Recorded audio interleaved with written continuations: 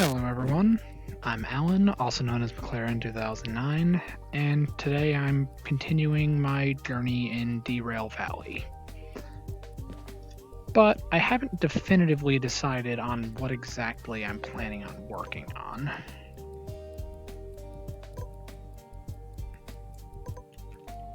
Alright, so the last time I started thinking that I could go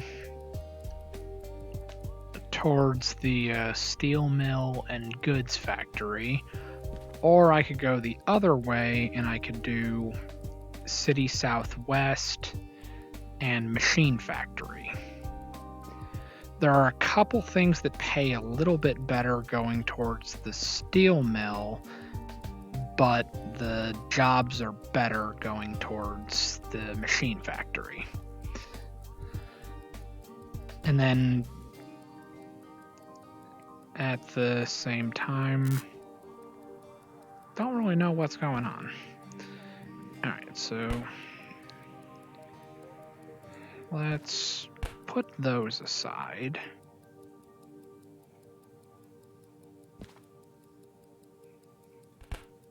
I mean, we could just do a logistics haul. I haven't done one of those for a while.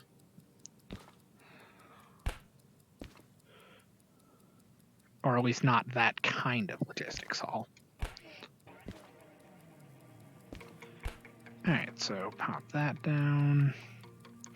These are going to City Southwest. That pays pretty good. That's going to the goods factory. Keep those in mind. The food factory, there's some stuff going up there, but I don't know if I want to do that.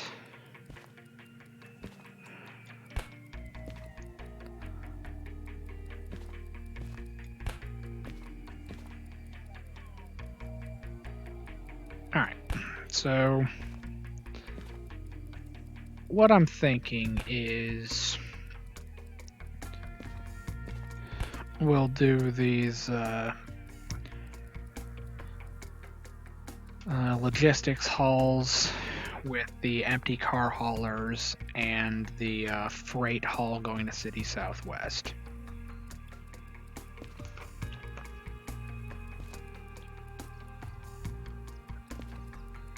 And since we're going up towards City Southwest, I could run over and take a look at the military base and see if there's any military cargo going out that way.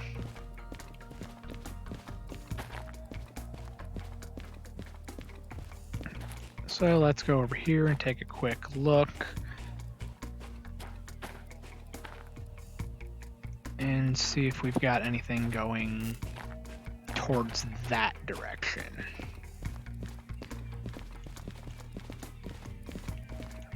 I think when I looked at this yesterday, I want to say that it was all going to the military base, not the machine factory. Yeah.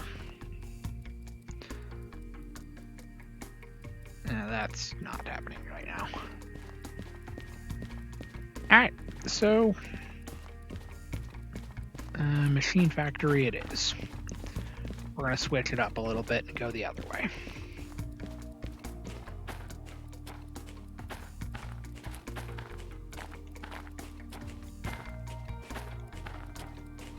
Alright, so if I had some empty car haulers, where would I put them?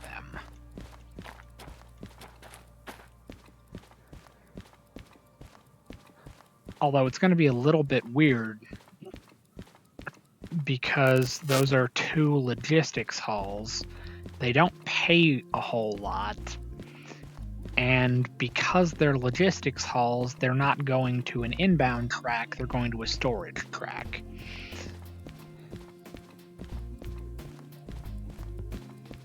So more than likely we're going to have to position we're gonna have to move some stuff around when we get to the machine factory. Alright, 92 tons, 69 tons, and 564 tons. At least that's going for us. But it's not at all going to be worth the 2 DE6s.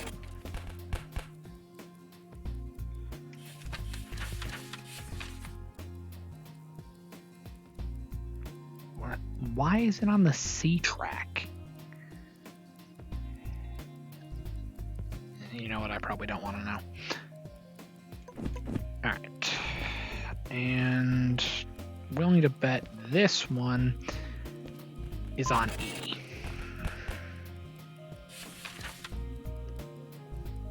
It's almost like I've done this before. Alright. So this is the only one that actually has weight, so we gotta pick that one up first. Alright, let's go get our locomotives.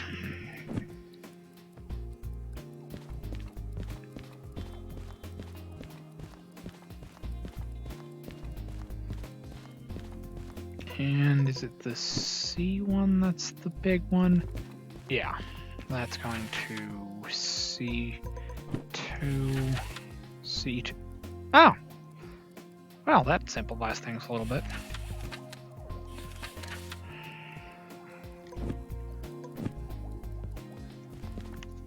Both going to C2S.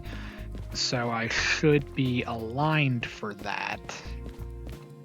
Or at least I should be aligned to the C track. But since it is a storage track and the machine factory is... I mean, it's good sized, but it's not exactly big. So more than likely there's going to be something sitting on it.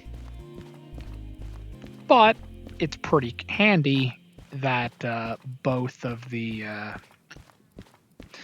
sets of empty car haulers are going to the same track. So all we got to do is just break them apart when we get there.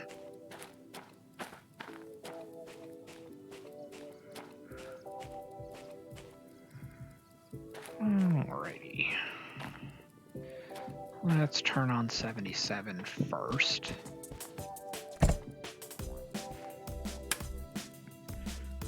Alright, apply that, release that,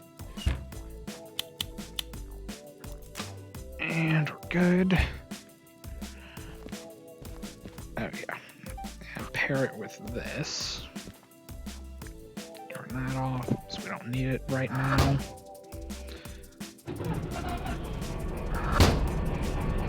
Alright, let me double check my stream, make sure it's working, doing what it's supposed to be doing. It currently is, so good.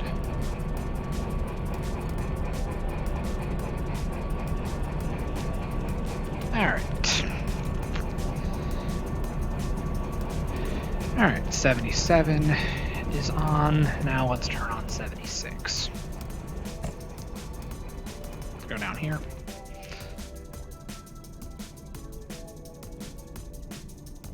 Okay. It is really cool how the MU system is like very simplified in Derail Valley. Like, it doesn't matter which locomotive you're standing in. If they're connected with the MU cable, I flip this switch, I can go back, and it's flipped back there too. It makes it so much easier. Now, just for the sake of argument, because I actually did set up the process to bet on this. Granted, it's a bit of a pain to actually do it because I gotta go back into Streamlabs. And I don't have that open, so I don't have too many windows doing too many weird things on my desktop. But right now, at this very moment, the front locomotive is connected to the back locomotive. I have the sinking suspicion it is not going to look like that in, I don't know, 20 minutes? Alright. So we're already set to go forward. And for simplicity's sake, it's worth noting that the remote is paired with my back locomotive. And that's important because it will just have a slightly better reception when I'm standing at the back of the train flipping a switch. Really, it's like a negligible difference at best.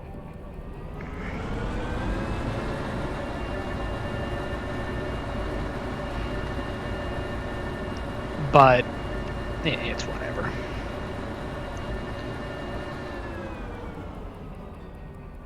Alright, so we gotta go to the E-track, which luckily we're already aligned for the E-track, so we don't have to worry about that. However, we do have to go out here, flip this switch, and then back up way over there to go back to the E-track. But the thing is, once we get over there, I have all the switches aligned for E6, which is the kind of like main through track coming in the back door of the harbor.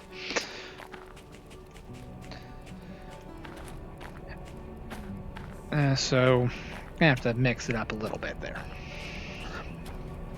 And this is on E11, so it's going to be to the right, and it might be the last car all the way out, or last track all the way on the right.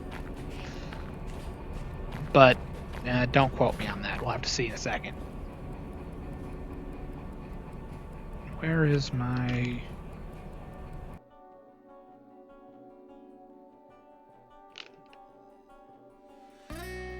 Yeah, it's still working. Yeah, the background music switched songs, so I had to stop and wonder, is it still playing? Well, yes, it is still playing. Good news, everyone. Alright. Now, we're aligned, so we're going to back up.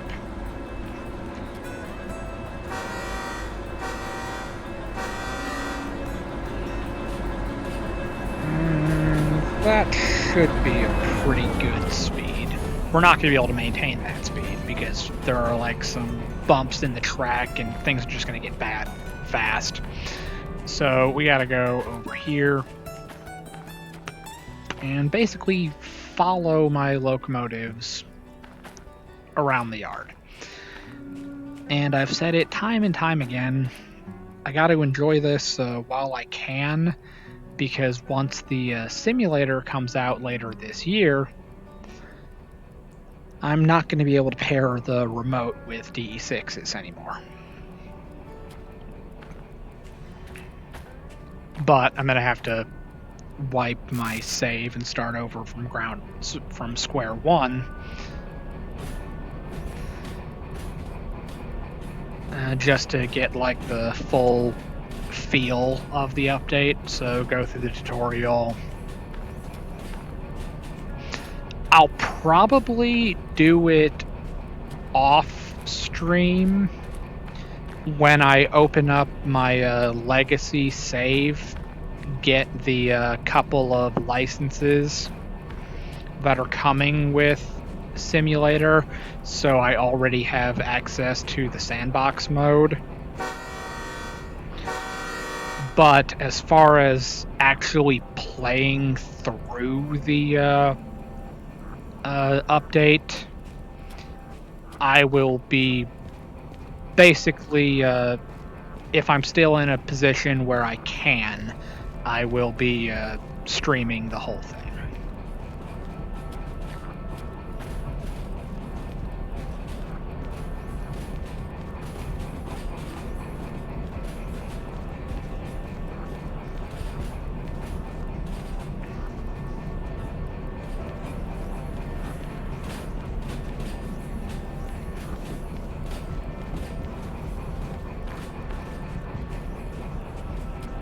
But truthfully, if I'm lucky, I'll actually get back to doing more in real life. So there's a slim chance I might not get the opportunity to stream it, but we'll cross that bridge when we get there.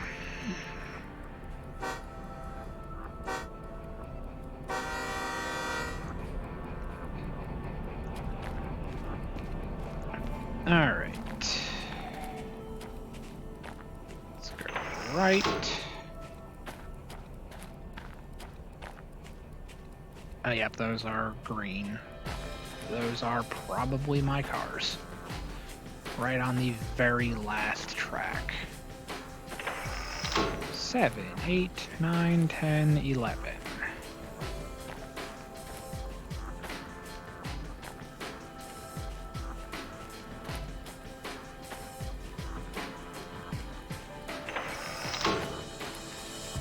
Alright, and just to verify, these are in fact my cars, or at least this section up here is my cut of cars. CFF 232, right there on the end. Alright, that settles it. This is my section of cars that I need for this job. And then we gotta pull forward and go to the C track, and that is C1.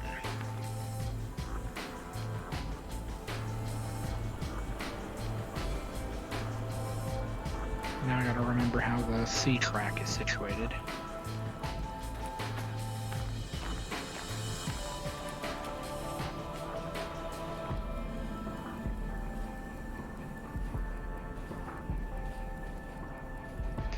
Because right now I have the switches aligned for the loading track.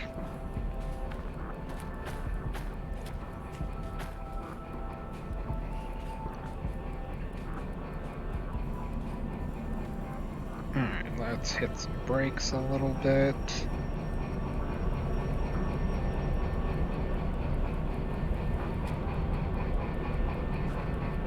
Yeah, it seems like 5 kilometers an hour is like the magic number. So about 3.2 miles per hour.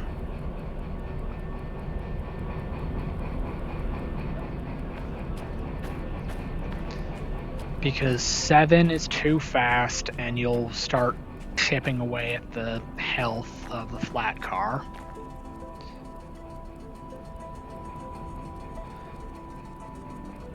Six might be fine, but I don't really feel like finding out. Alright.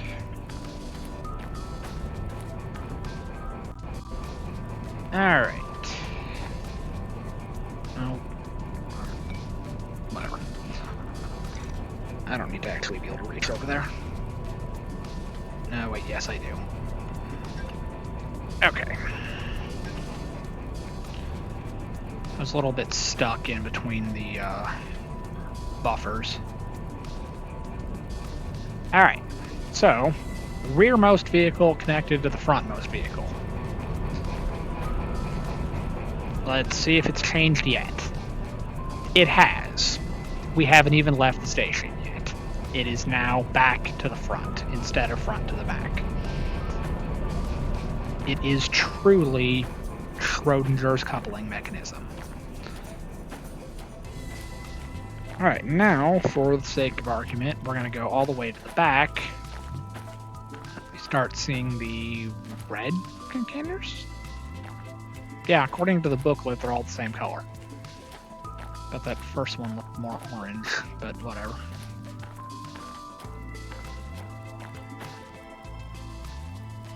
Okay, the book says they're all the same color, but they are not all the same color.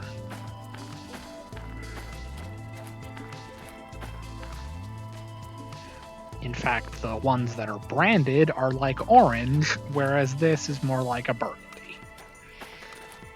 So basically the booklet's lying to us.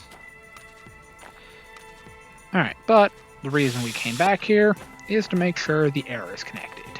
And as you can see, the air is in fact connected. Alright. So, let's hit the horn.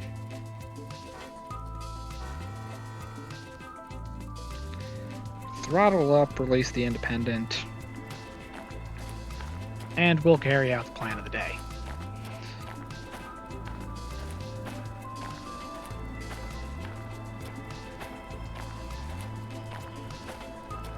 Alright, these are kinda heavy-ish, so we need to leave the throttle applied for a little while to get up to a good, speed through the yard.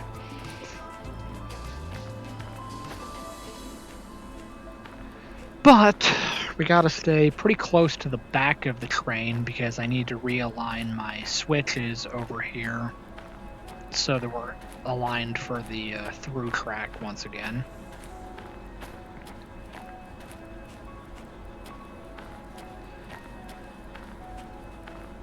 And then the good news is, once we get over in that area, or once we get up to the machine factory in the end, we'll be able to get probably military cargo coming back to the harbor. Alright, let's knock off the throttle real quick.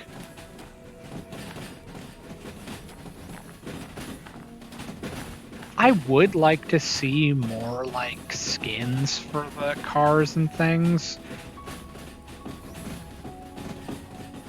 Now, you're probably thinking, well, you can just do that with mods. So, why not do that? Well, I pretty much exclusively play in VR, so I don't want to risk having compatibility issues with the mods and the level of interaction that you have playing in VR. So I personally prefer playing the game in VR. So since I do that, I kind of just chose to not bother trying to mod the game. I just play it how it shipped. And I've had hours of fun just doing that.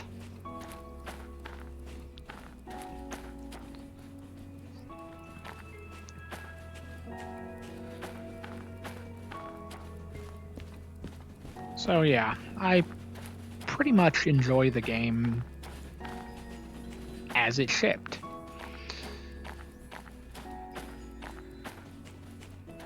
Admittedly, I probably don't play it the most exciting of ways, but it's whatever.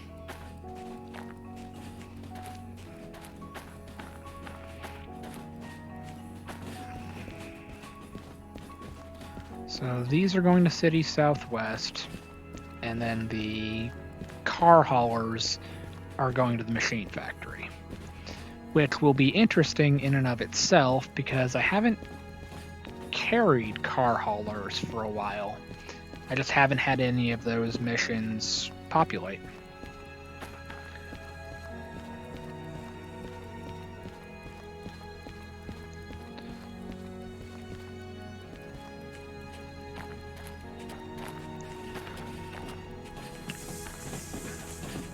Alright.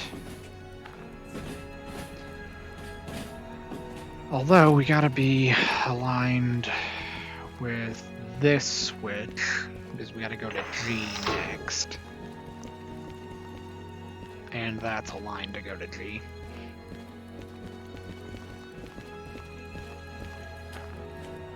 Basically, you just gotta be mindful of what switches are aligned where and going to in which direction, so you don't have any weird surprises when you go through the area.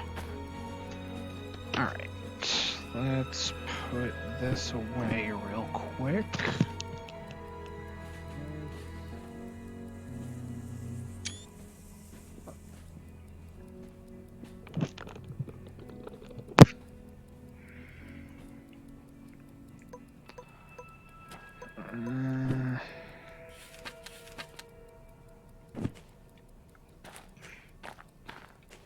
Oh, and I'm past the switch, so we're good.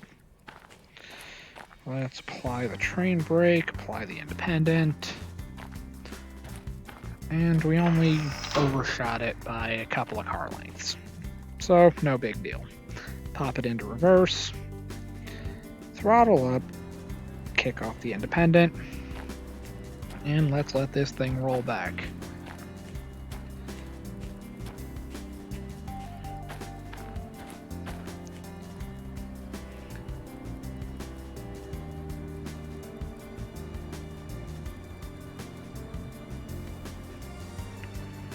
Basically, there's like a system that I use.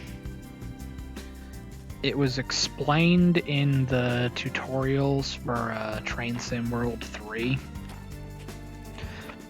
where starting on a hill,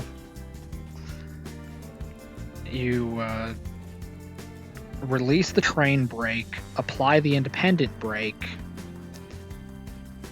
apply the throttle, release the independent brake. And it prevents you from rolling backwards down a hill. Which that should be very apparent, being as I am a truck driver, and you will quite literally fail your license exam if you're stopped on a hill and you roll backwards.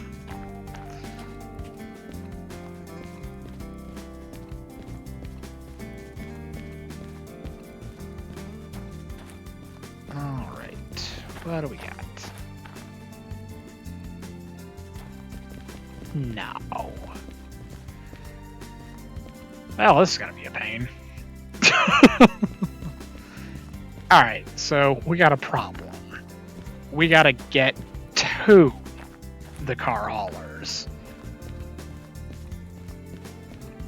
And the car haulers are back here. Alright. Well, this is gonna be complicated. But it's whatever. Alright, let's throttle up.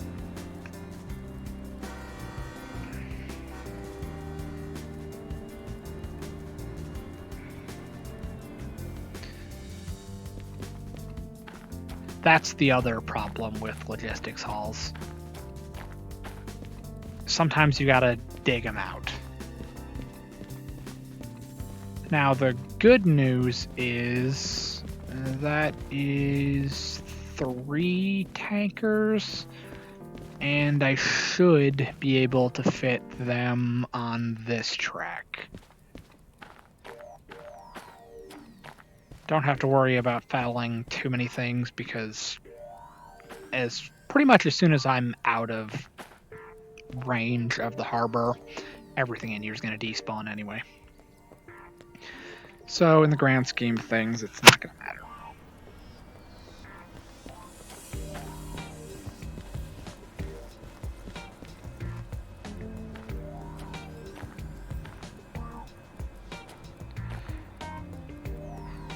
But it's just a bit of an inconvenience that this is what I got to do to work around it right now. But it's whatever. It's kind of like part of, I guess, the fun of this type of game. It's like a puzzle. You gotta like work around it and figure out how to get everything working and get all of the cars and stuff where it needs to go. And it's one of the things that I enjoy about the game. Yeah, it takes a little bit longer, but the counterpoint is I'm live streaming playing the game, so the more time I spend playing and the more time that I'm live, the more opportunities there are for people to watch. So that's just something you have to keep in mind. Like, for instance, yesterday when I did my second stream for the day, which I don't always do that, but it seems to be the thing for me to do. But I did my second stream where I started playing American Truck Simulator, and I had people randomly join in and start talking to me, like an hour and some change in. And I was thinking that since I wasn't getting any viewers, that I was just going to make the delivery and stop there. But then people randomly tuned in, like right at what was going to be the end of the stream. And then I was like, all right, no, I'm going to keep it. I'm going to keep going. So that's what I ended up doing. And then I did like a whole nother short job. Then my internet died on me, and I didn't end up backing up that job.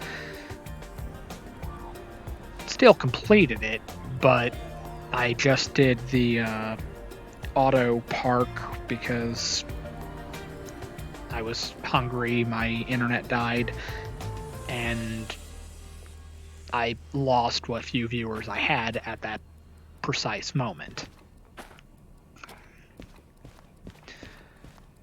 But the point is that if you're doing it longer, more people seem to notice. Like if you just came on for like 20 minutes, somebody might watch, but probably not. Whereas if you're doing it for like several hours on end, there's more time for somebody to say, tune in.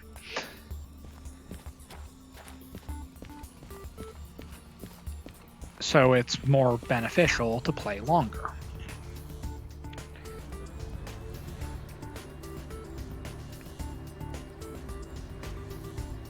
So something like this that's more involved, has a couple more steps, makes a more interesting stream, in my opinion.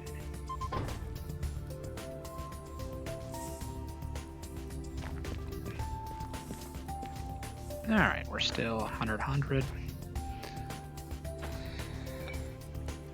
Let's hook that off. Grab this, grab this. Maybe? Alright, now let's pull forward, because we gotta shove these 3 cars somewhere. And right now the verdict is on, we're gonna put it on this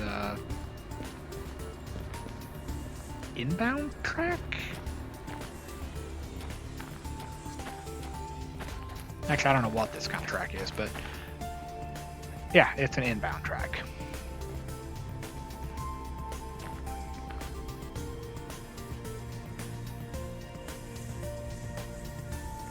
It does make me wonder if there really is any, like, logic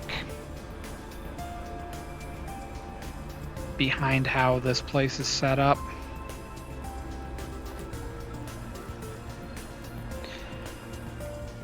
And what I'm referring to is, like, where the specific types of cars are stored. Like, obviously, this is an inbound track. This loading track right here is specifically for liquid cargo.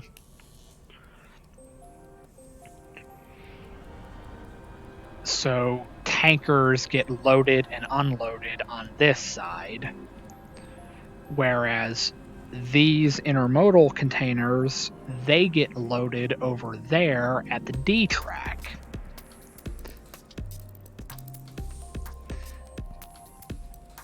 But the most of the outbound cargo is placed over on the E track, and then the inbound cargo, it depends on what it is, but inbound tanks go here, inbound containers go there.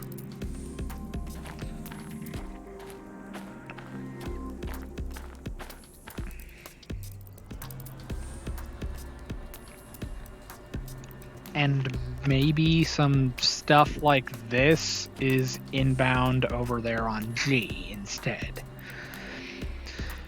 But then when you get to like the shunting jobs,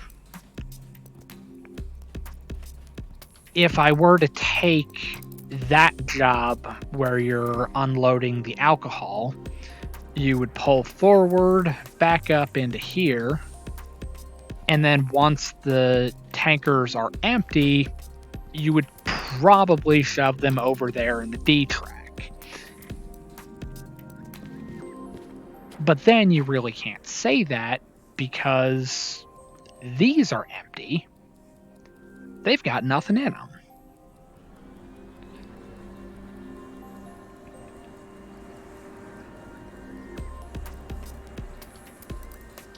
And it's just like,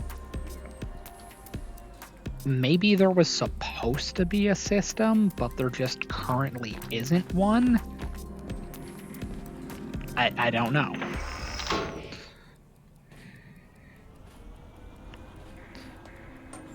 It would be kind of cool if there was like a system.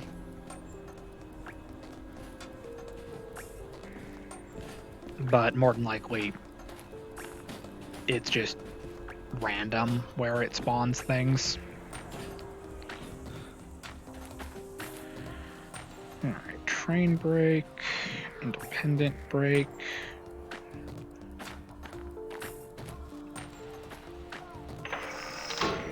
Release the train brake, pop it in reverse, throttle up, release the independent.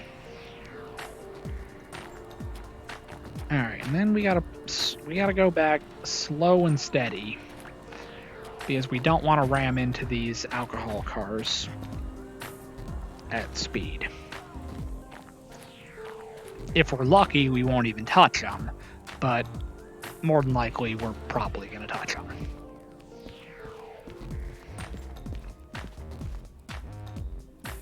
And then we got to pull forward and switch this back to the loading track because I use the loading track to turn around. So it's just something you gotta do to work around maneuvering in this yard.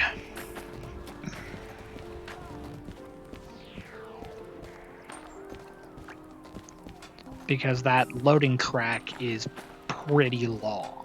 You can go back far over there.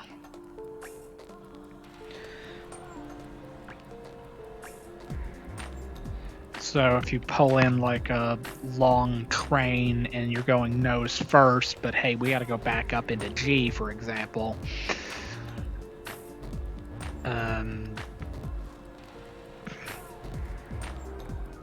But you don't want to go in nose first because then you're just going to go through out the other side. Instead, you want to back in.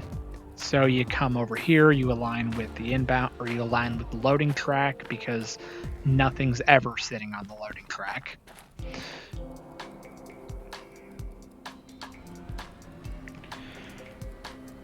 I mean, I guess if I really wanted to be a good employee for the Derail Valley Rail Transit or whatever it is, I could take these, and after I go over and hook up to the car haulers, I could put these back on that track.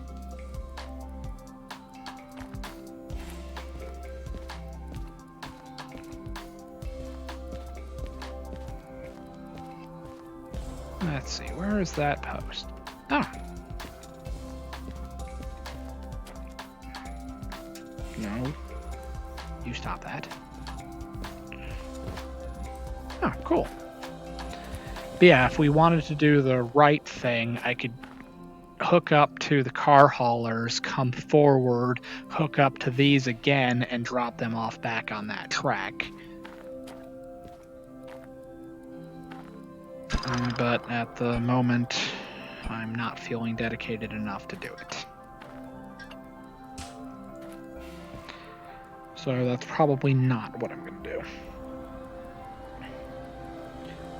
I'm probably going to pull out of here, go back up to the G lot, and just go from there.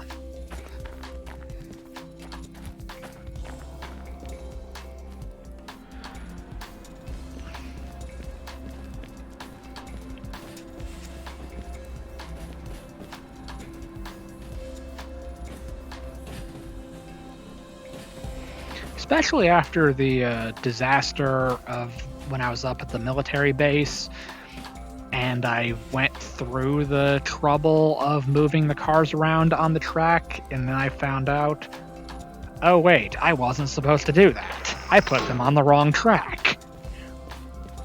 So then it's just like, nah, we're not doing more work than we have to.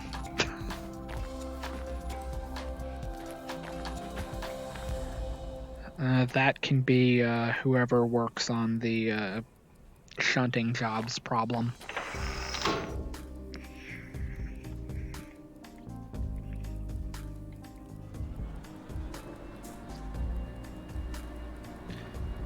Because we're supposed to be on a time. It's like we're on a timetable. We got places to be. We're gonna be late anyway, but we got places to be, sort of. Air quotes.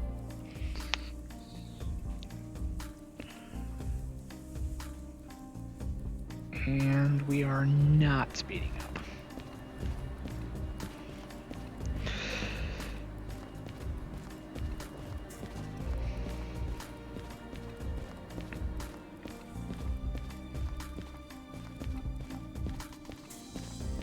And the best part is we're probably going to have to do this again when we get there anyway. Because the logistics jobs go to storage tracks.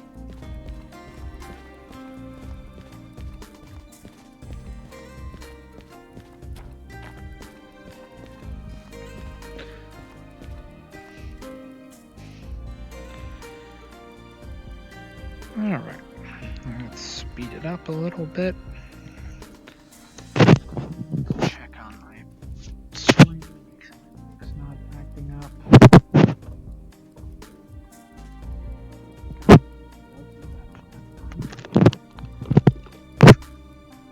Especially lately, like this has not been the week for my live streams.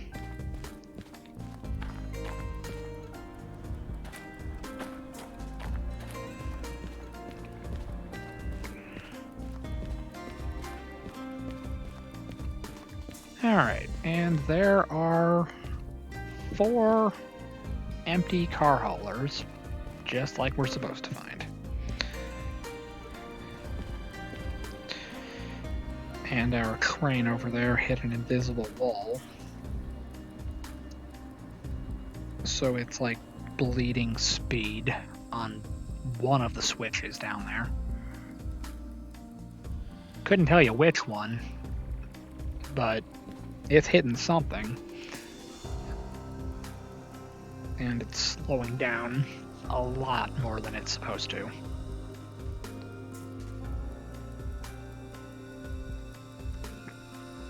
But that's one of the critical things that I that I'm really excited about with the simulator update.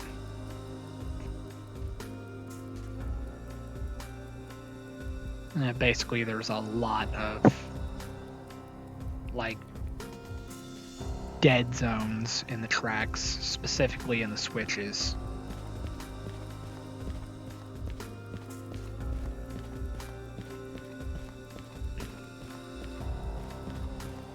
Kind of curious. What are these for?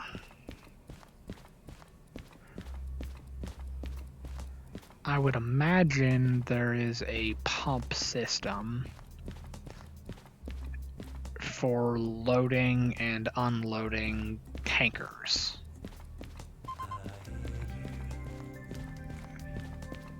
Alright, let's fully set the independent.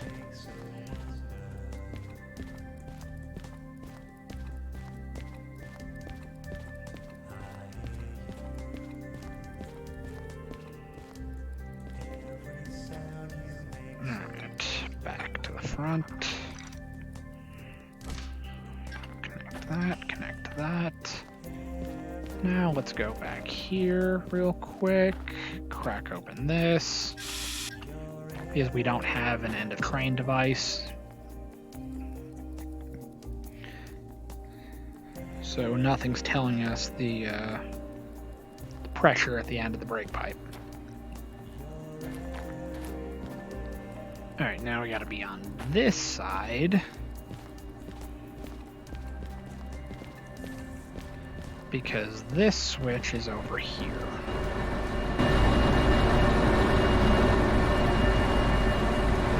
I'm standing on a chain link fence. I'm just that good.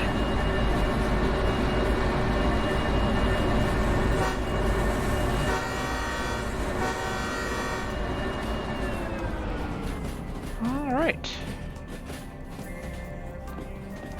Now we take these, go over there. We go past that first switch going into the, or go past the switch off going into the C track. And we back up to G. But the thing is, we don't need that one, we need this one.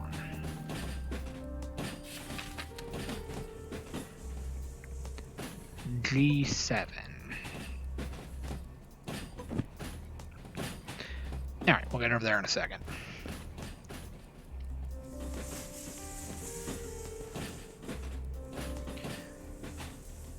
Now, we're going to have to do some more creative switching when we get to City Southwest, because the loaded cars are up front, and the logistics empty cars are in the back. So we're going to have to get into that first junction right here. We're going to have to go past the entrance and then back up, and then it should be a straight shot to the inbound track. Then we pull forward. And I guess while we're there, it would be easy to just back up onto the service track and refuel the locomotives, but we'll cross that bridge when we get there.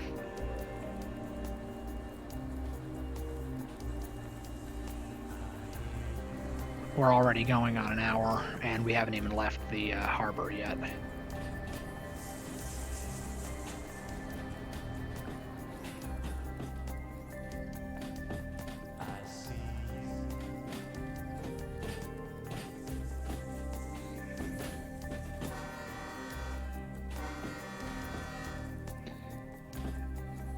Alright, so once we're past this switch, we can align the switch to go back onto the loading track.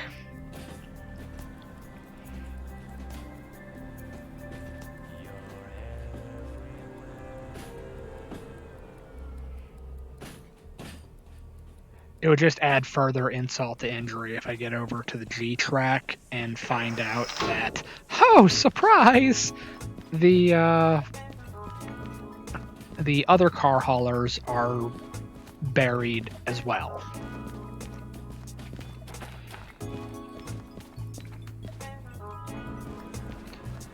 In fact, I should probably go over there and see what it looks like.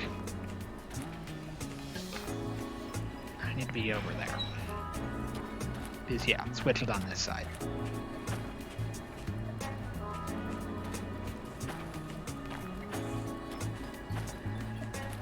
Alright, well, here's the switch, so we're good there. Now, maybe we're going fast enough to clear the switch, or maybe we're going to hit a bump in the track and things are going to get all messed up. It's hard to say. It can go either way at this point.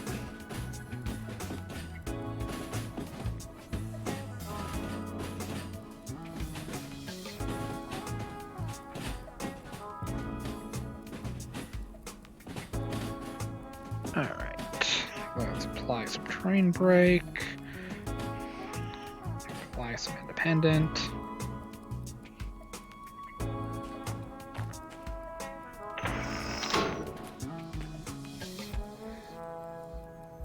honestly, we're probably burning the hell out of the independent brake, but it's whatever. I'm sure it'll buff out.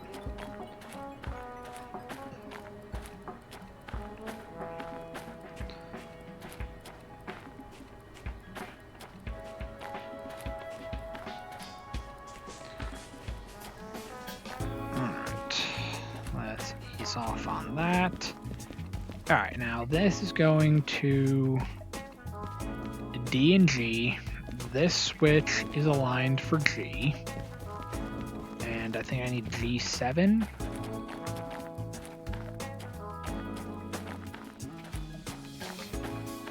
Damn it. Of course it is. Alright. Now, is this one solid cut of cars? Or is this going to be a problem?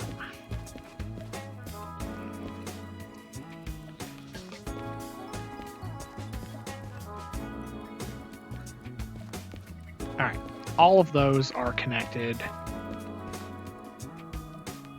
1, 2, 3. Of course. Alright, so we gotta drag these and put them on this storage track. Why? Because of course we do.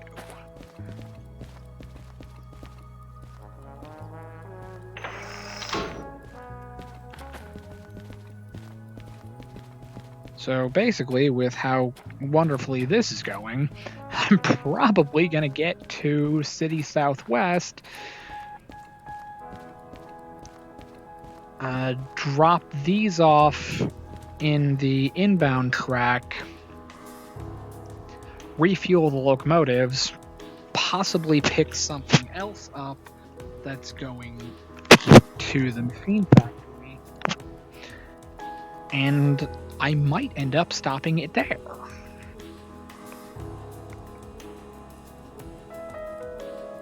It's hard to say.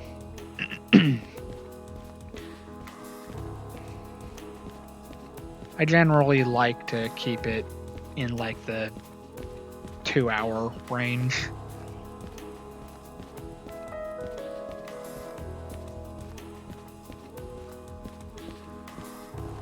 And basically I don't want to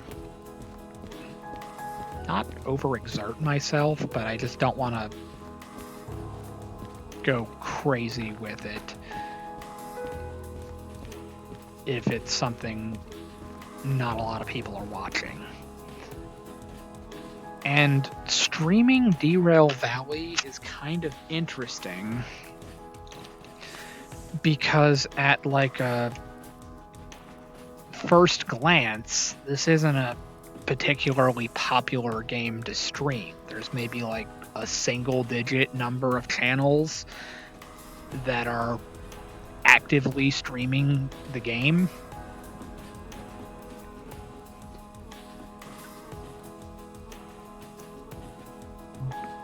So it doesn't get as many like live viewers sometimes.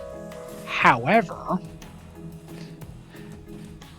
they may not be watching it live when I export the videos over to YouTube. For whatever bizarre reason, people are watching it there.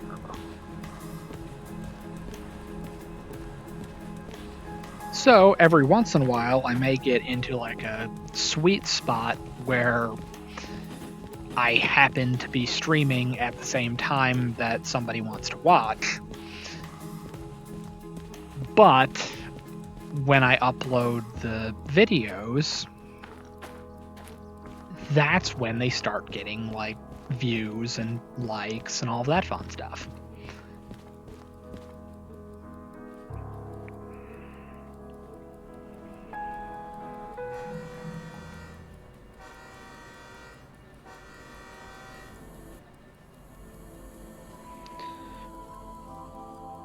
We gotta be careful in this area because that section in between the switch to G and the switch to the service storage track, I had this weird thing where my cars just like randomly exploded. So you got to keep an eye on it and make sure that it doesn't just like pop off the track.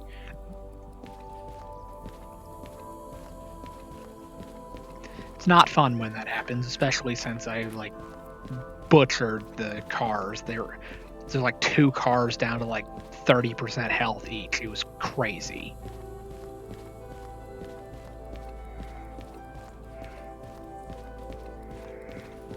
Alright, all the switches are aligned.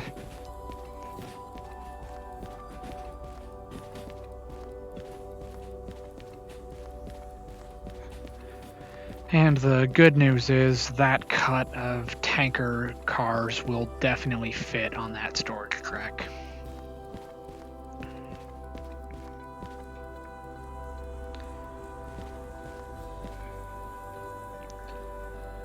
So we're good in that regard. But the bad news is we had to dig out both of our logistics car hauls.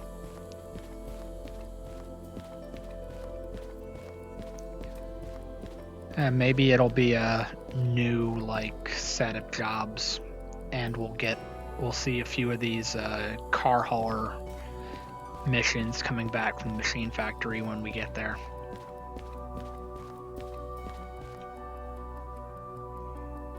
Alright, yeah, we got 4 tankers right here.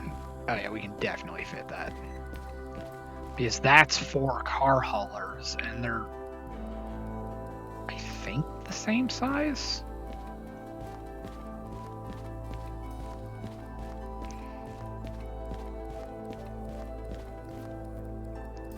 Alright, we hit a wall.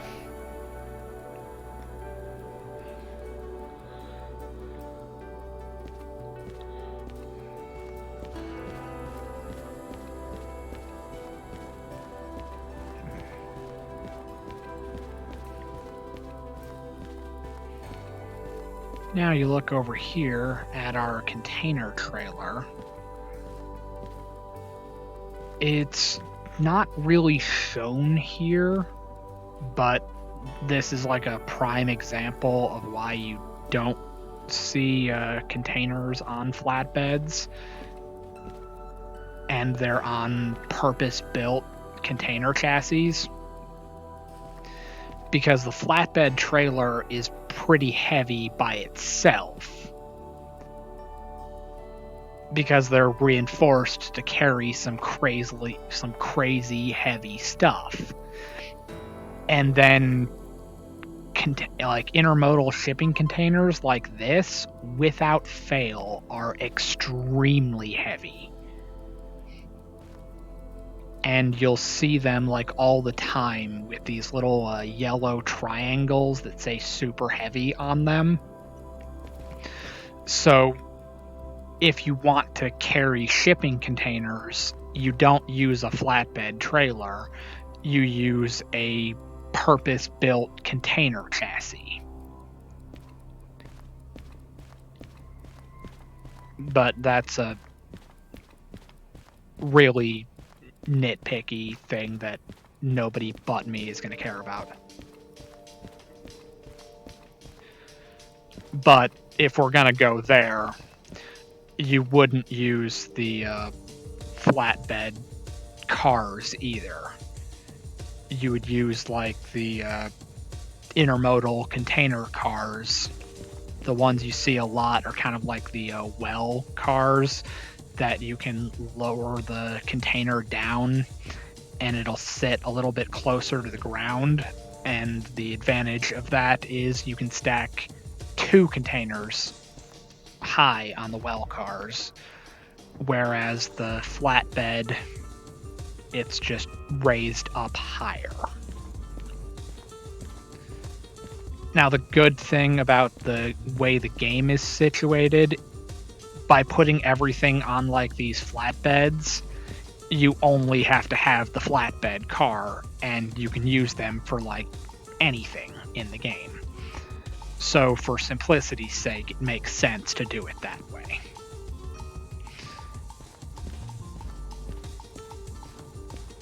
so you don't have to have as many car types and it doesn't get like too weird. But that's one of those things that I'm sure a handful of people other than me care about it.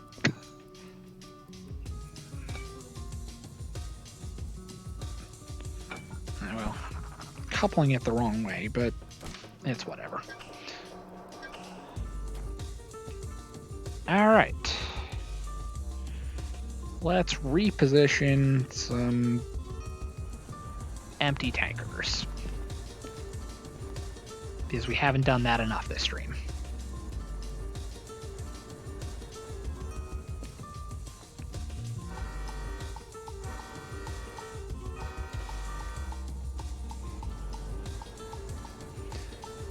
Alright, so all we gotta do is just pull these past that switch right there and just dump them on that track.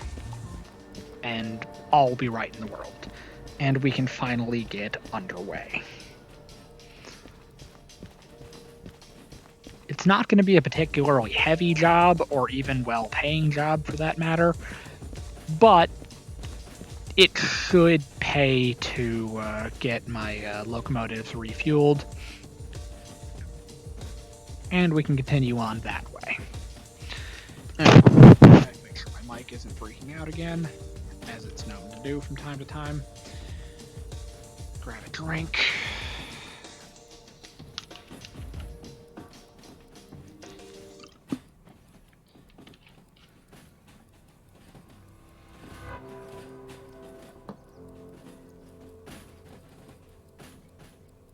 Alright, basically, this is a slow process.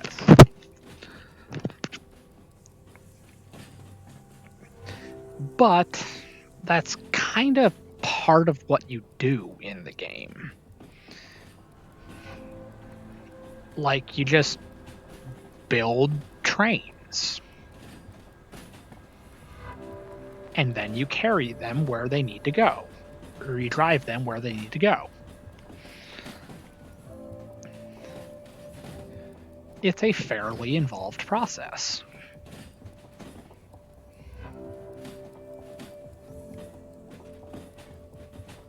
I could definitely go off on a tangent about why you should not see oil on that car, because that would be an obvious sign that a leak has occurred.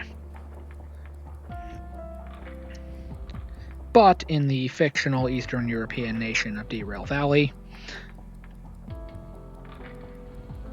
we don't worry about environmental safety regulations.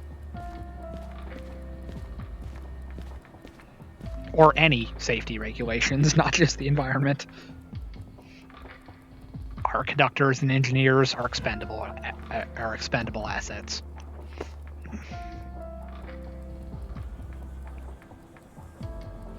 Even though there's only one employee in the company.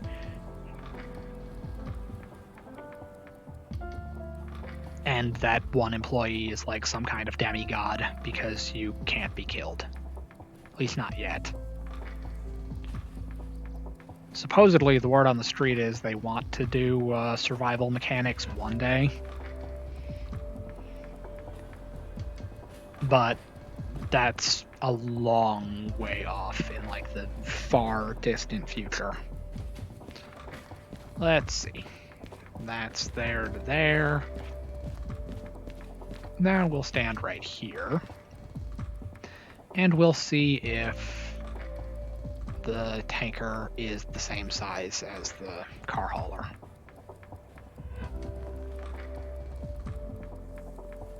No, it is smaller. So yeah, we got 4 car haulers right there. We can definitely fit 4 tankers in that same spot. They take up less space. So we'll be able to leave a gap.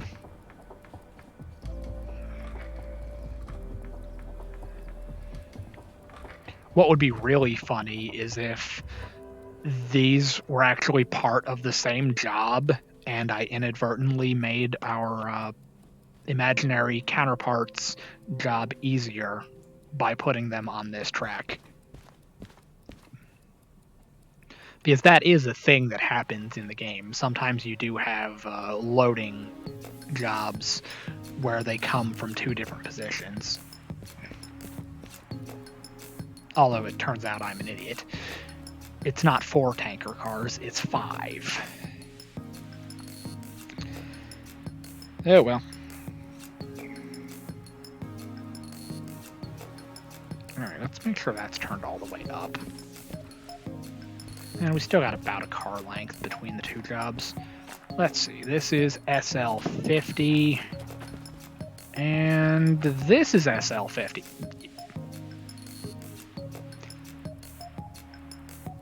You know what? While we're on that subject, why don't we go find out if the other one is also SL50?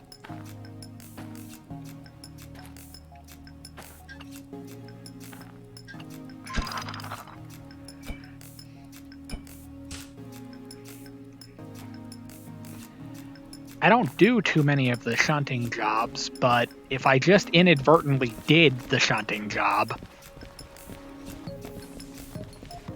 might as well get paid for it.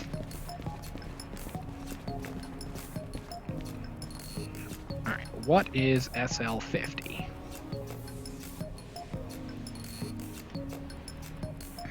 $44, $87, $31, $12, $12, $50. $50. Alright, 3 pickups.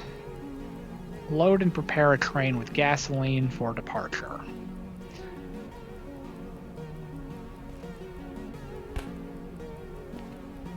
Let's go find out if the other one that we moved is SL50.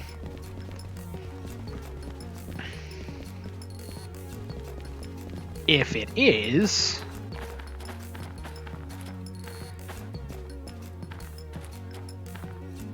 no, it is not. All right. That means there's the 3rd pickup for SL50.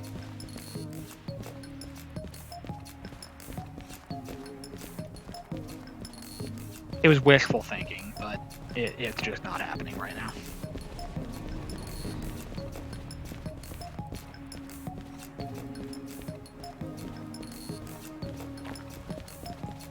Probably... well, those are loaded.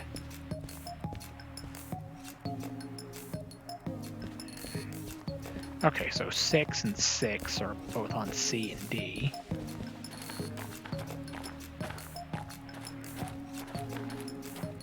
Alright, then we go over here. Go back to G. And it's 3 pickups.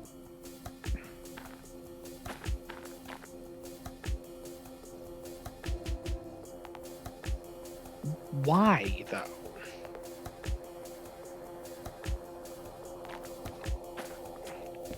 Alright, whatever. We're not doing that job.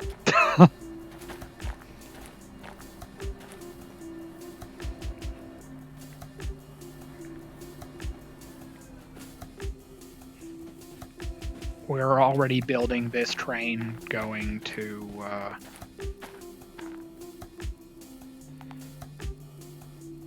it's like we're already building this one.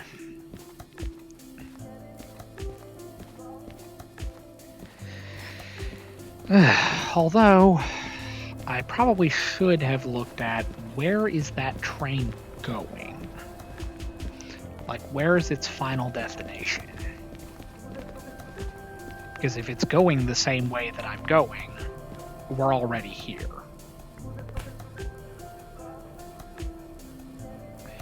Damn it, it's going to City Southwest.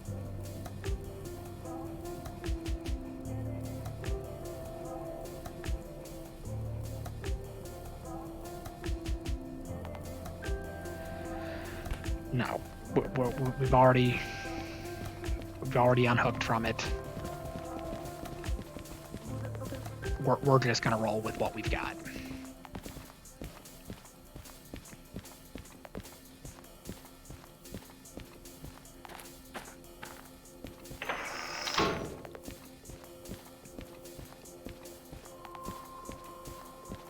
Because, yeah, it's those 5 cars, those 2 cars, and that car.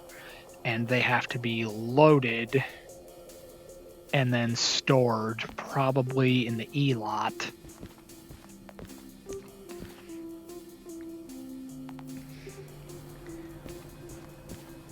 And I'm just not feeling that motivated right now.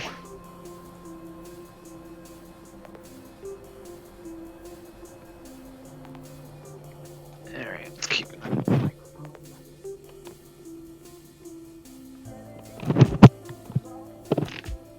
Yeah. Alright, it's still good.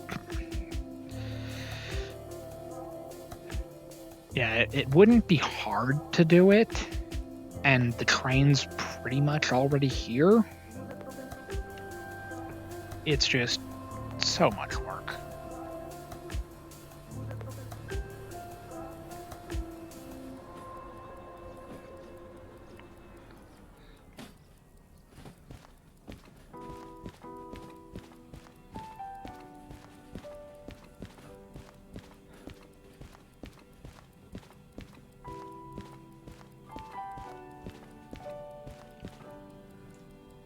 Alright.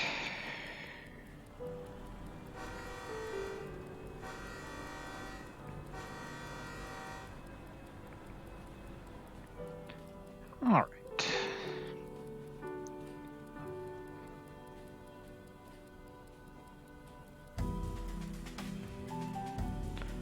It'd be really cool to see more car types in the valley. Like, this is like the only car that's here, and it's the only car that's on the car haulers. But I guess they're adding more.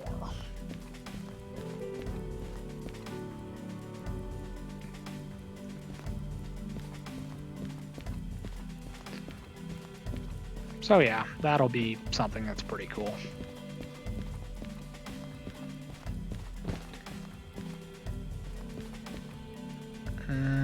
Left-hand drive, so they drive on the right side of the road just like we do in the US. So they weren't taught to drive by the British.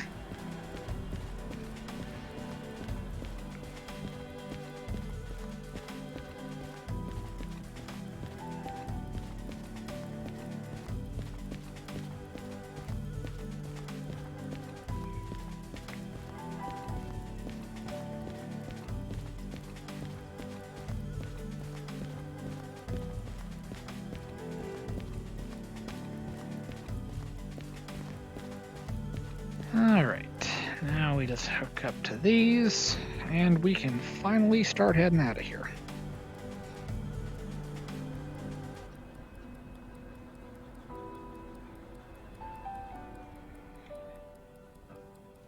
Alright.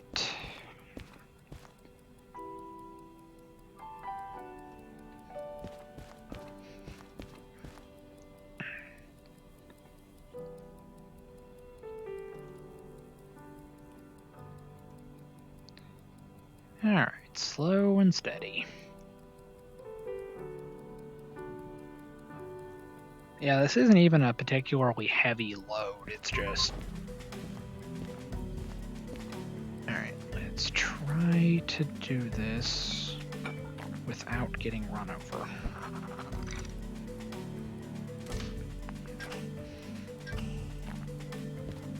Alright, good to go.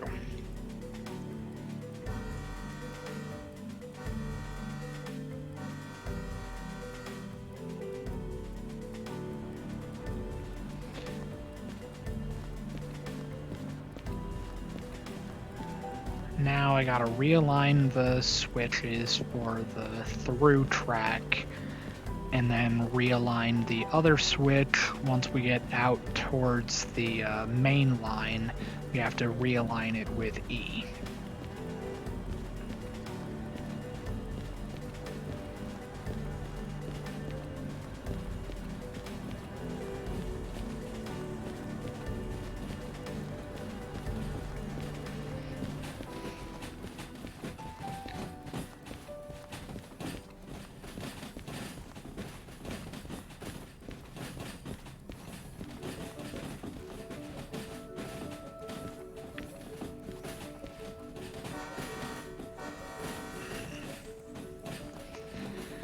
That way it's just as easy to get out of here the next time. Or it's easy to get back in here as it is to get out. Put up a little bit more of a fight this time because we had to move some random tanks, but it's whatever.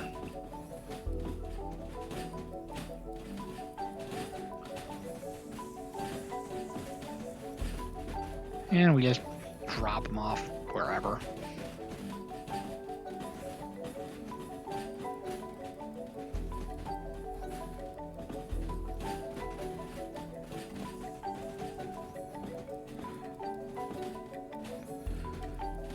Alright, I need this track.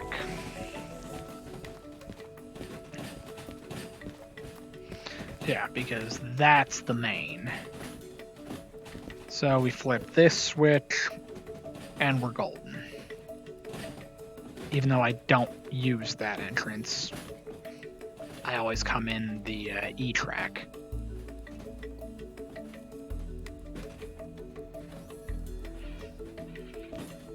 But the point is that I prefer to keep the switches lined so that you can just drive through the industry.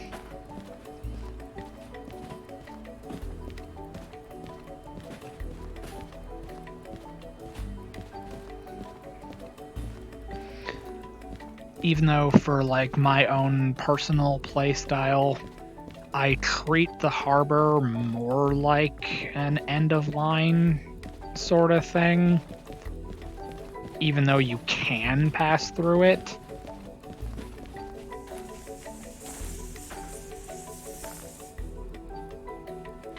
Alright, let's go over here.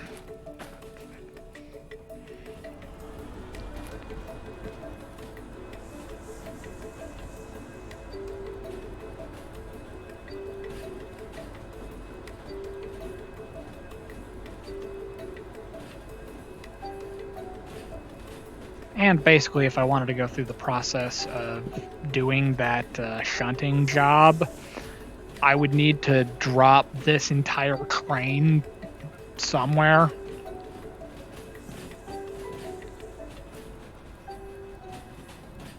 So that I can get it reorganized based on the weight. So I have the heaviest load up front. And I don't know if the containers are heavier or if the tanks are heavier. Those have tools in them, so they're pretty heavy. But I don't know if the tankers weigh more or less.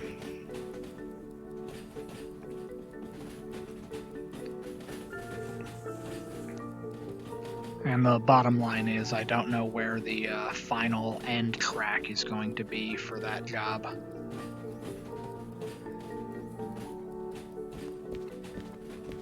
And it would just be such a frustrating process. Because more than likely what I would do is I would take this train and just because nothing's ever put there, I would shove them back by the passenger terminal, move around the gasoline and diesel, get them filled up, get them positioned on whatever outbound track they're going to, and then I would make the determination of which set of cars is heavier between the intermodal and the tankers, and then I would rebuild my consist and then start heading out after I turned in the shunting job and picked up the newly created freight job with gasoline and diesel going to City Southwest.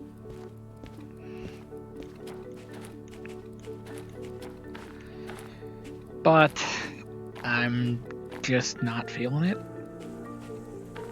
We're an hour and a half in, and yeah, I kind of just want to get underway.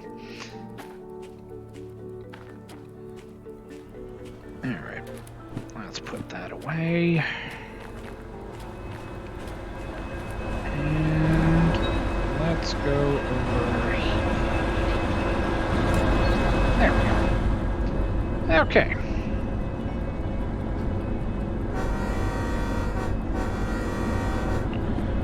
Let's drop that down there, because we're not really going to need it.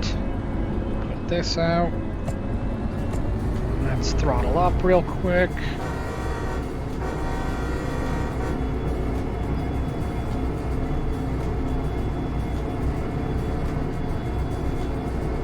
Alright. And we are moving. Finally. It's taken us an hour and a half, but we are finally rolling.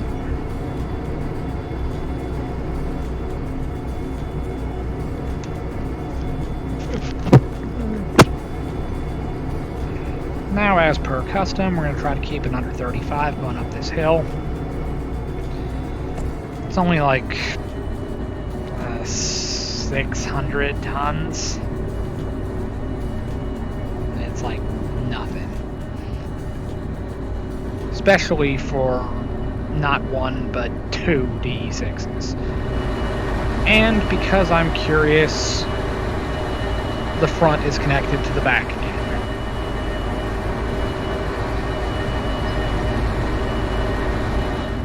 Yeah, it just kind of does whatever it wants.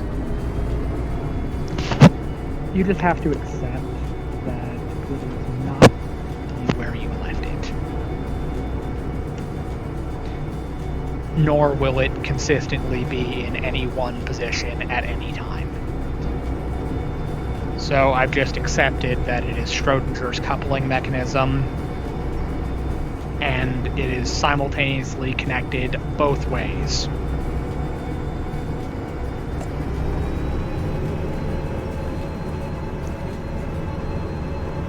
And it just shows you which way it's coupled when you look at it. But when not observed, it's simultaneously connected both ways. Which is kind of weird, but we're just going to roll with it.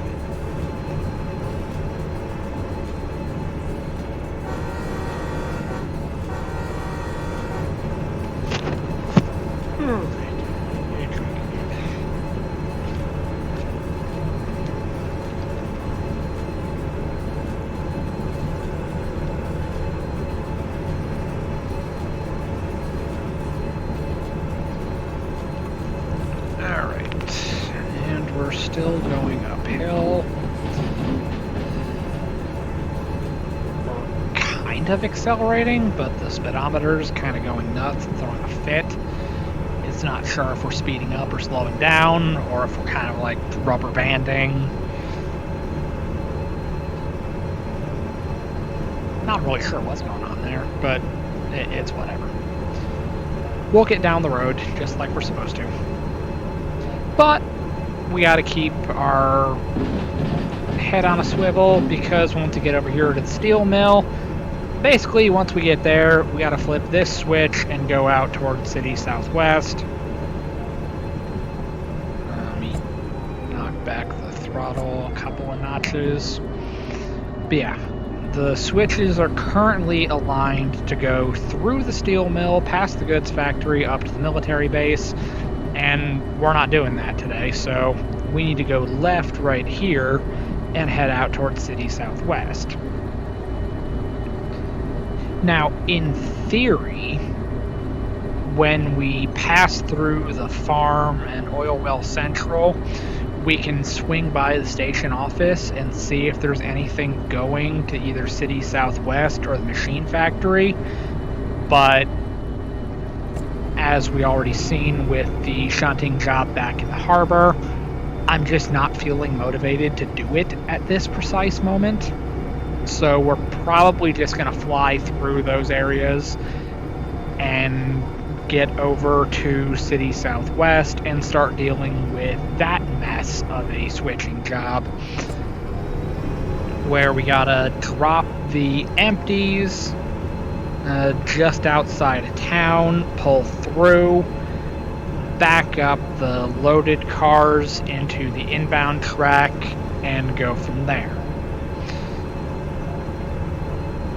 And then we pull out, or we pull forward, back up onto the service track, refuel, pull out, hook up to the logistics halls again, and go from there.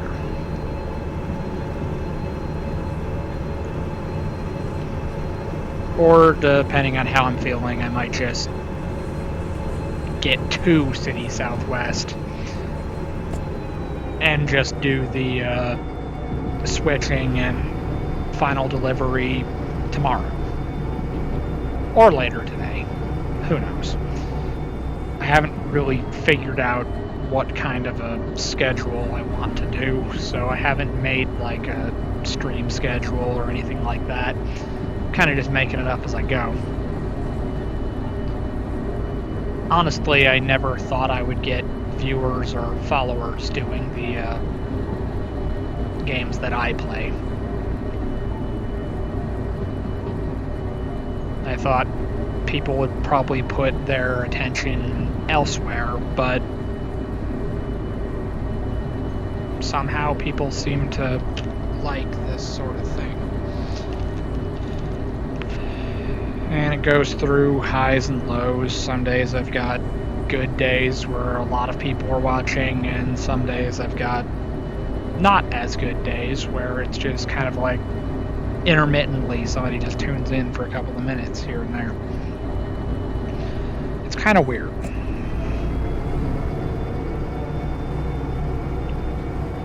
But I have started to notice that if you kind of do it consistently and you start doing it more and more often, more people start to notice and more people start to kind of like tune in. And so you kind of start growing that way.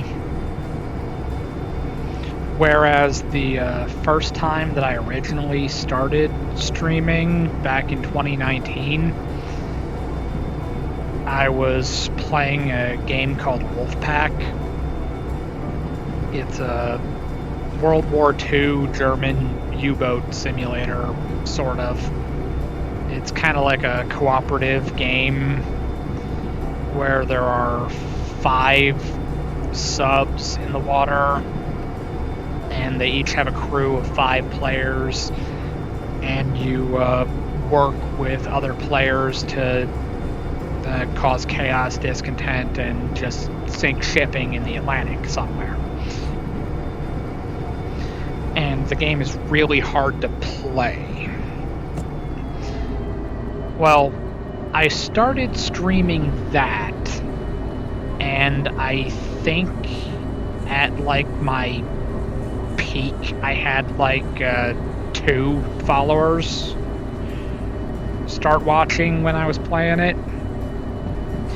But the thing that I did wrong was I didn't stream very often. In fact, I barely did it at all. So I was never going to get any kind of an audience or engagement because I just wasn't doing it. Whereas now, I've gotten considerably more interaction than when I did it the first time, but I'm also doing it a lot more often.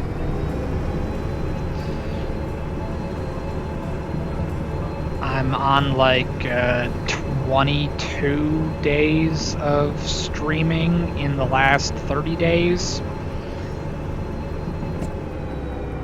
So I've been doing it a lot more often. And much to my continued surprise, people actually start watching Derail Valley, of all things. Like, I picked this game because this was the one that I was setting things up to stream when I stopped streaming, but I never got around to doing it.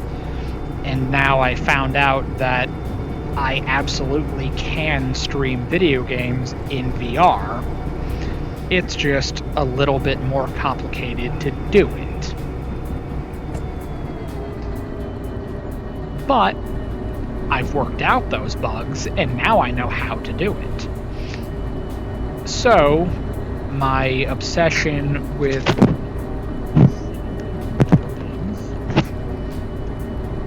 is perfect. And somehow, people actually want to watch. And then every once in a while, I'll check my followed tags on Twitch to see if anybody else is playing Derail Valley, and then I'll tune in and watch them do it for a little while. Like, there are at least 2 other channels that I've tuned in and watched play Derail Valley, and I ended up following both of them because I was just like, hey, we're playing the same game. I'm gonna follow this person. Alright, now we start the process of braking as we go down this hill. Because we're at the point where we're going to start going downhill. And it's pretty much going to consistently be downhill until we get to this bridge. Now, this is a much higher speed zone, and this train isn't too long, all things considered, but you still have to be conscious of if the bulk of your train is in a slower speed zone, you still want to be going that slower speed, so you don't want to derail. Because the locomotives might be in a higher speed zone, the rest of the train isn't. So, like, hypothetically, this coming area is going to be like 80 or 90, but back there a little ways, it's 50. So we can't go 90 until the last car is in the 90 zone. But realistically, with the way that I play the game, even though it's not the most exciting of ways to play, I probably won't be going 90 regardless. I think like the fastest I'll intentionally go would be, say, 55 or 60. And you're probably thinking, that's like extremely slow. That's like 40 miles an hour. And you're absolutely right. But I have not had a significant derailment in this game, in spite of the fact that it's called Derail Valley. Pretty much the biggest things that I've had happen was shortly after the Overhauled update came out. I was using my remote control to operate a DE2 because I hadn't gotten the license for the 6 yet. And I was going to... There's a repair shed at the goods factory. You can't get diesel there, but it's a repair shed. And I wasn't paying attention, and I had it in a higher notch than it was supposed to be in. And I slammed into the bumper, into the buffer at the back of the shed, and totaled the locomotive. And that was like my main mess up in Derail Valley. I haven't really caused too much environmental damage, haven't derailed any cars, haven't blown anything up. I generally try to play it safe, as if I was actually working on a railroad in Derail Valley. And basically I started doing it that way since I decided that I wanted to go work for the railroad in real life. But when I made that decision, I got heavily into Derail Valley and Train Sim World. I've basically been alternating playing those like non-stop. mean, I've kind of slowed down a little bit since I started streaming, and now I've mostly just been playing them on stream. And then there are other games that I've been playing just for fun, but for the most part, I've been streaming Derail Valley and streaming Train Sim World. And that's just how I'm choosing to do it.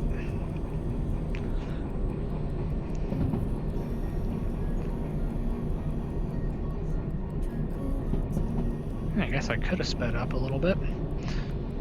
But it's whatever. One of these is like 50, I think.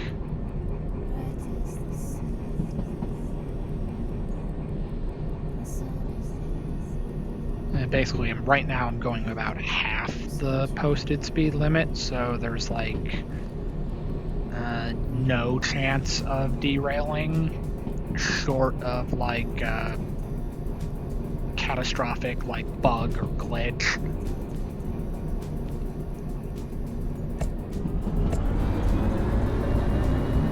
Then on this specific trip, there's another section right past this Y, where you make this turn right here, where you have to go below, you have to go around like 20 kilometers an hour.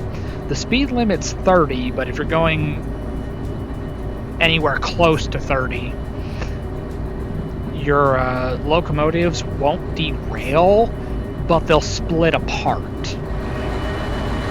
Like, you go back here and it'll come uncoupled and the MU cables will break and it'll just start like spraying air.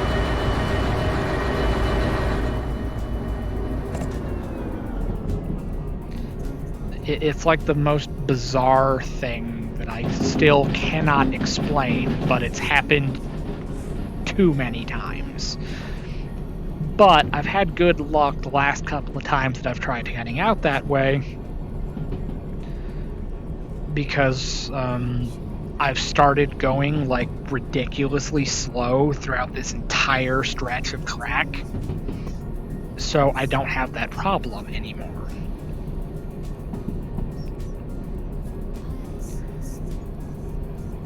But that's kind of an absurd workaround.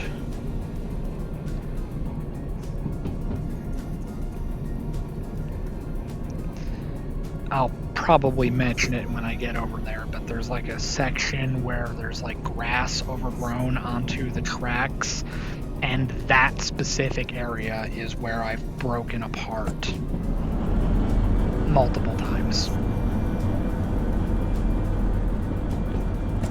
And then it happened more often when I have multiple locomotives coupled back to back. Whereas when I have them facing the same direction like this, it hasn't seemed to happen as many times.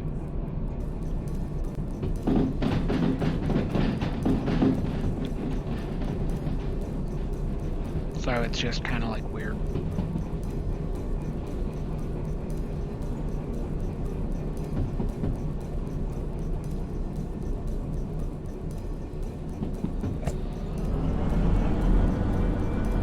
Oh yeah, that's definitely a good idea. Let's speed up going downhill.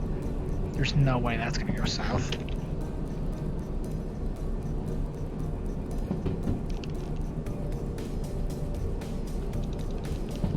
That was weird.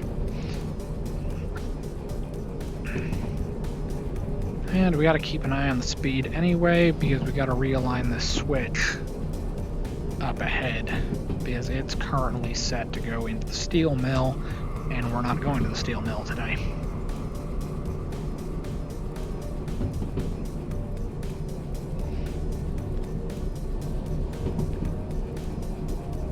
Alrighty. We need this thing.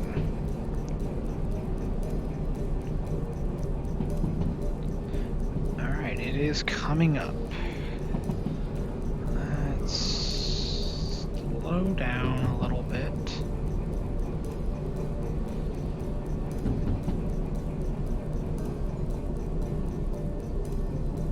is it does get really steep right here. Okay. Alright, we can release the brake.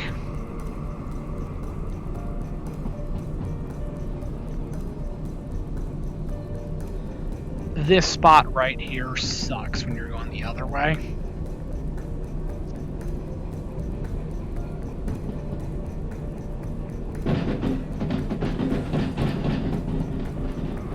Yeah, 3.3%. If you have any amount of like a heavy load at all, this part is a nightmare.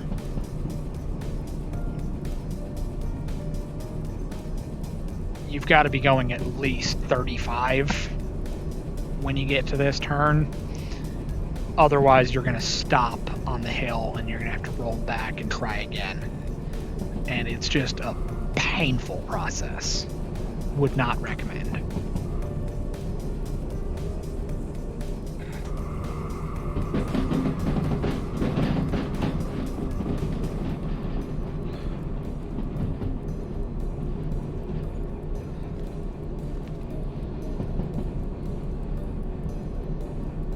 But yeah, this is a decent-sized train, all things considered.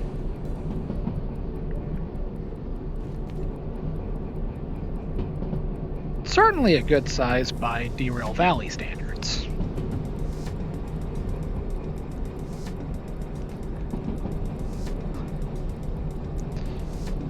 It's not all that big by like real standards, but we're not going to have 150 cars in here. I'd have to hook up like everything at the harbor and not take any of it to the right place.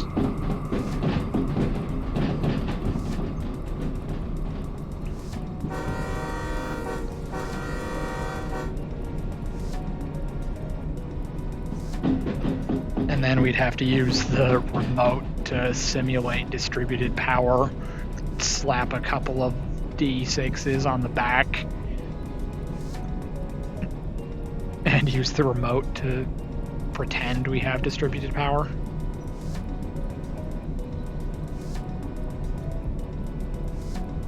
While controlling all of these by hand.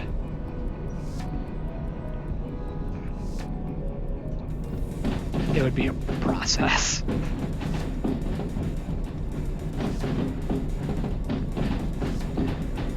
And it probably wouldn't pay all that well, considering the fact that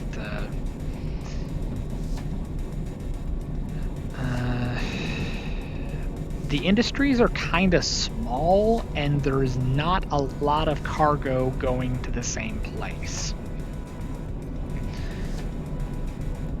So just playing the game as it comes, as it loads, you're not going to have too many big trains going in the same direction.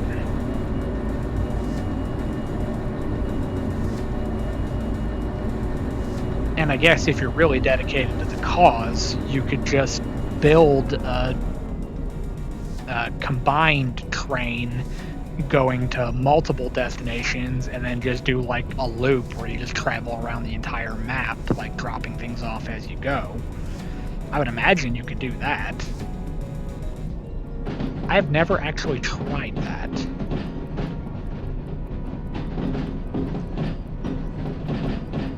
But it's kind of impractical for me to do it that way because, like, how would I do it? Like, say you get like what we had here, where we're chilling at the harbor, right? And we're looking for jobs. We've got like the steel mill, goods factory, food factory, machine factory, city southwest, oil well central, and farm sometimes. And like, what would we do? we could do like harbor, steel mill, goods factory. Every once in a while, you'll get an oil well north, food factory, machine factory, city southwest. We could do it that way. That would probably take a long time. I mean, it's an option. Don't know if anybody would tune in for that, though. I would have to be streaming at like exactly the right time in order to get my target audience. Let's hit the horn because we're just gonna fly through the oil well real quick.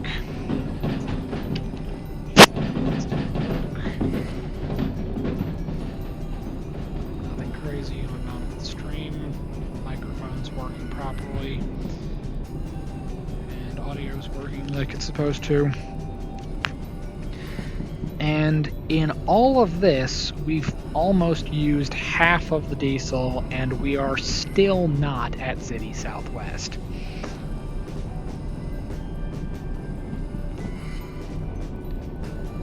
So more than likely, what I'm going to do is, since we are coming up on 2 hours of streaming, I'm probably just going to get to the position where I can drop the logistics cars or the car haulers on the bridge outside of town, and then I might go back and unhook from them, and then that's just where I'll leave it off to pick up the next time I stream Derail Valley, which, let's be honest, that'll probably be very soon, more than likely tomorrow morning, Eastern Standard Time. But I don't, as of yet, have a defined stream schedule. I kind of just get on when I feel like it, and then see if anybody decides to tune in.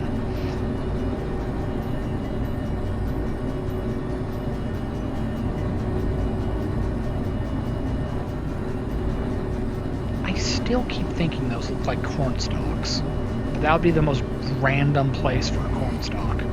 So that's probably not what that is, and I'm just horribly misidentifying a plant.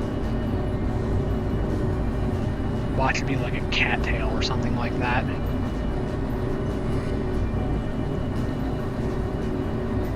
But even then, would you see a cattail that far away from the water?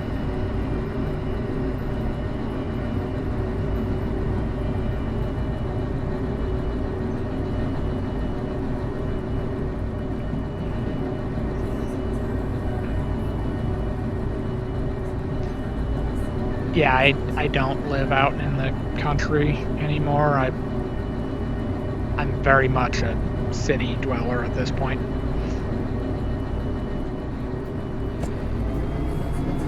Although if I get this job I'm working on,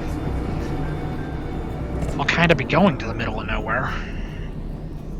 Alright, gotta slow down, because we're getting into that crazy spot where things are going to start getting dumb fast. And if we come in hot into one of these turns, we just split our locomotives apart, and then there's like this invisible barrier that you have to like try to like force together magnets of the same polarity. It's weird and hard to explain, but if it happens and I can demonstrate it, you'll immediately know what I'm talking about.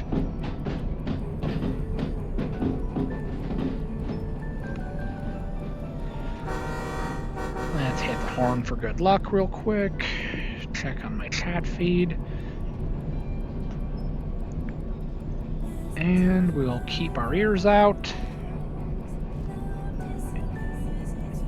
because you'll instantly know it happens by the sound it makes. You'll get the little buzzer saying there's a fault in the brake pipe. And there'll be like this electrical like voltage sound of when the MU cable breaks. And this is the specific spot that it's happened in.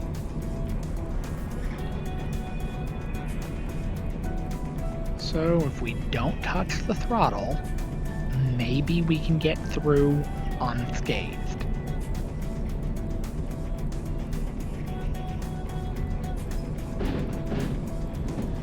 Alright, making it so far.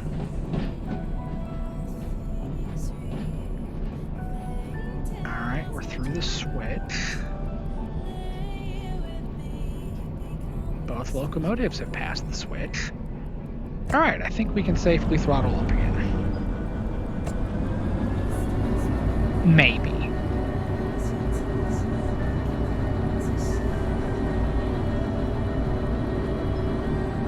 Alright, so staying under 20, or staying around 20, we should be fine. Maybe.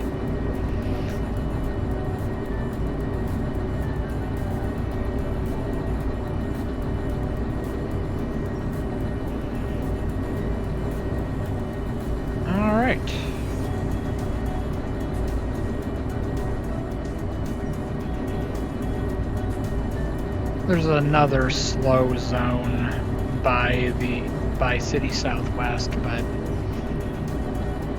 that part doesn't break my train normally.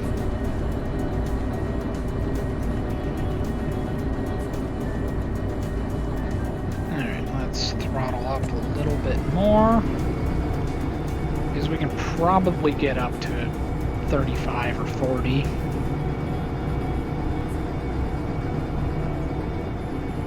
If we're lucky.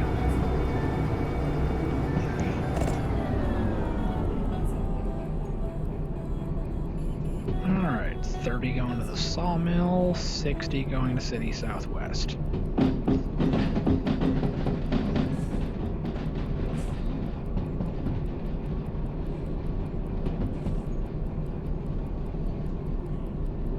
I don't know how much like grows through the ballast of actually maintained tracks.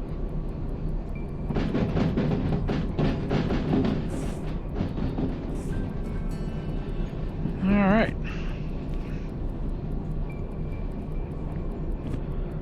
Let's grab our remote real quick, because this is the part where we gotta pay attention. Jump off right here, although I should have waited to jump off.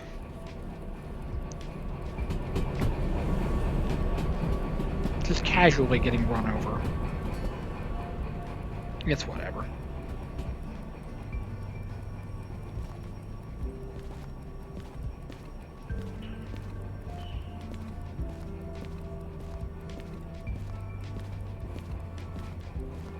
Yeah, am I sure I want to get a health bar? Because I definitely just got killed by my own train there. Alright, so game plan is we're going to get the we got 12 cars of intermodal containers. We're going to drop the car haulers right here outside of town.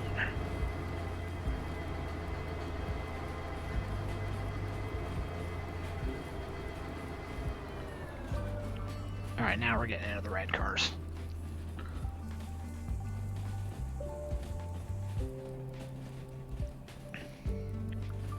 So yeah, we're going to drop the car haulers right here, and then we can pull around with the intermodal containers, go around to the north side of the north entrance to the city, and then we'll back these up into C3.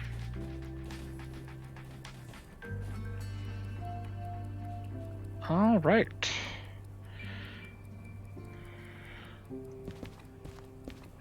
Let's disconnect these. And no coupling mechanism is safe. You already know I put this one back to front, but it is not back to front anymore.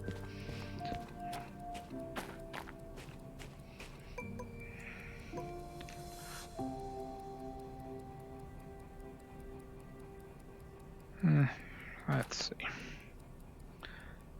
Doing it for about 2 hours. Yeah, I'm probably just gonna call it here. So, yeah, as kind of like a recap and what I'm going to be working on next time, just came to City Southwest from the harbor. Our ultimate destination is to get to the machine factory in town. We brought a freight haul of intermodal containers going to City Southwest. And we had to dig out not one, but 2 logistics hauls of empty car haulers going to the machine factory. So we stopped and dropped these off right here. And they're going to wait until my next stream, where we are going to we're going to pull this around past that switch over there, and we're going to back these up into here. And why is that there? That switch is facing the wrong way. We're going to back up the intermodal cars into there. We're going to pull forward back into the service track. Why is that being weird? Whatever. We're going to back up onto the service track because that's one of the places that 2 DE6s can be refueled simultaneously. Then we'll pull back out of the town, back up to our logistics cars going up to the machine factory, and make that delivery. And it shouldn't take too long in the grand scheme of things. But while we're here, let's take a look to see if there's anything going to the machine factory. Actually, alright, we got something else to work on. That is Logistics Hall 74. Alright, now the real question is, where are those cars?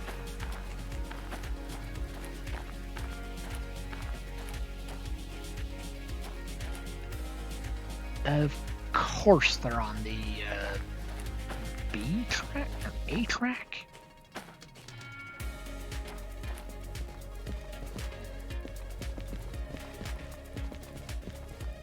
I'm sorry, I asked.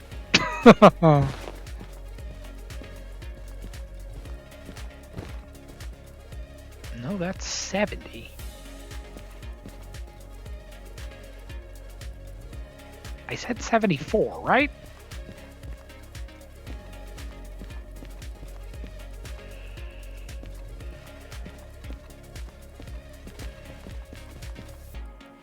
Okay.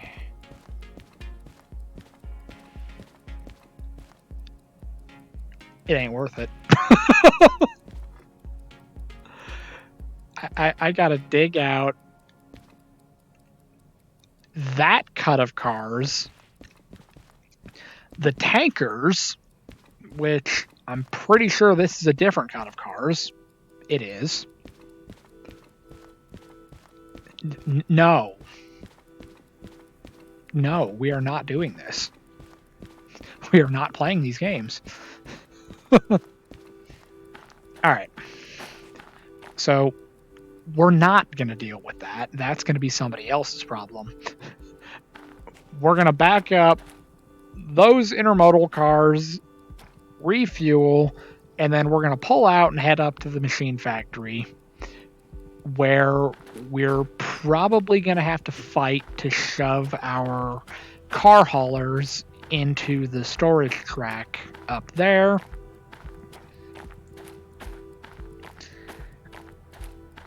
And yeah, but that's going to be a thing for... That's going to be a future problem we're going to have to deal with. For now, this seems like as good of a stopping point as any. So, this has been Derail Valley. Thank you all for watching. Let me rewind this real quick. It'd be weird when this is actually used to tell the time like it's supposed to. But yes, this has been Derail Valley, so thank you all for watching, and